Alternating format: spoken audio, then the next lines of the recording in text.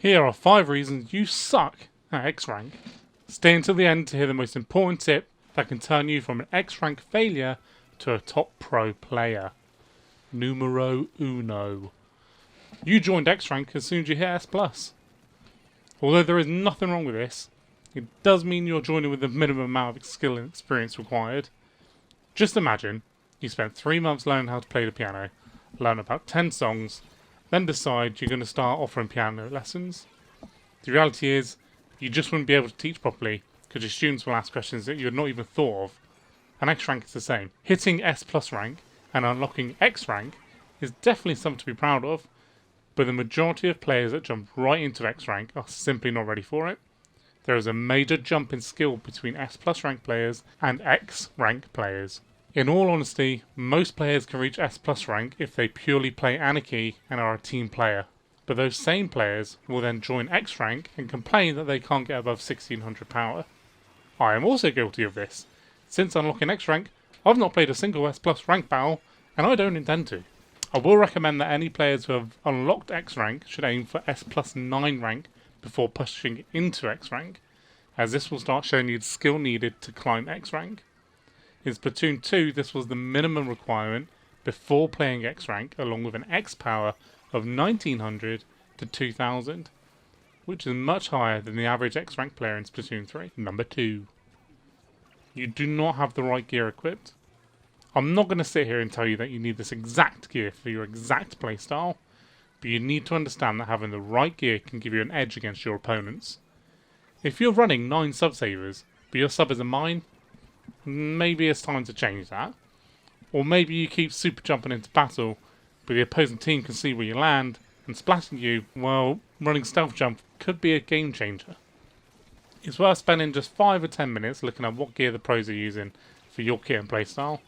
I wouldn't recommend copying them exactly, as they work in a very well coordinated team, but they will have the main gear to increase their own survival and gameplay. Number 3. You keep being put in trash teams. Wrong! I'll say this just once. Your team does not suck. You do. I'm sick and tired of players blaming their teammates when they lose multiple matches in a row, and whenever I hear someone say this, I instantly assume they are a low rank player and do not understand how Splatoon works. Splatoon 3 is not a biased game against you.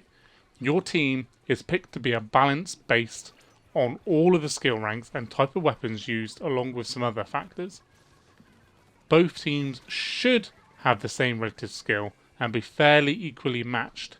If you then go on to lose 3 out of 3 games with different teams each time, then I'm sorry, but the only common factor was you. You need to look at how you're playing in your skill level. Are you rushing the enemy without regard to your teammates? Have you been using this way when you find an enemy team, or ouch when splatted?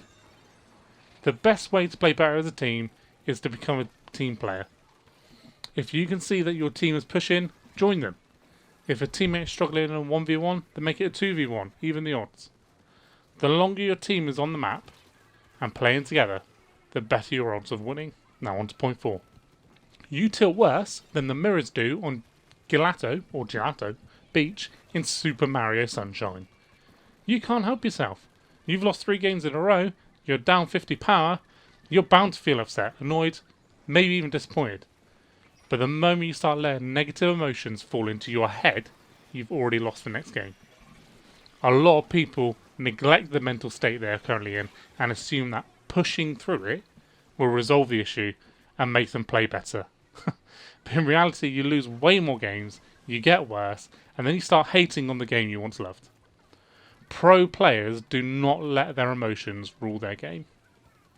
Whenever you start feeling like this, just take a time out, whether it's a quick 5-minute break or you just stop playing for the night, just take a break. You'll calm down and you'll be a much better player when you're next on.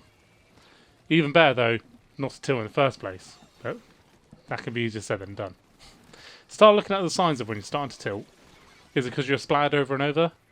If so, maybe you need to look at how you played and what you can do to avoid this, rather than just being annoyed. Find out what it is that sets you off, snuff it out before it starts. Now tip number 5. You're not self-reflecting. I'm not telling you to start watching your matches at 69 different angles, noise, and find out the exact frame you should have moved a quarter of an inch to the left. I'm just saying that each time you play a game, regardless of if you win or lose, think about what you could have done to play better. Reflect on your gameplay. Most players improve by simply realising what they did wrong and learn how to avoid it in the future. This could be as simple as using a special at a different point in the match. Maybe you should have thrown a sub, or even just pulled out of a battle. Best of all, there is always room for improvement. Even the top players in the world look back and they ask themselves how they could have played better. So do not think it's beneath you or a waste of time, because it's one of the best things you can do to improve your gameplay. Bonus tip! Join a team. Even if just a few of your friends and you're not an official team, but just by playing with the same players time and time again, you will all learn each other's playstyles and what each player can do to maximise the team's performance. You'll also have much better communication and, presumably, be in a voice chat with each other, providing much clearer comms and actually asking for assistance when it's needed.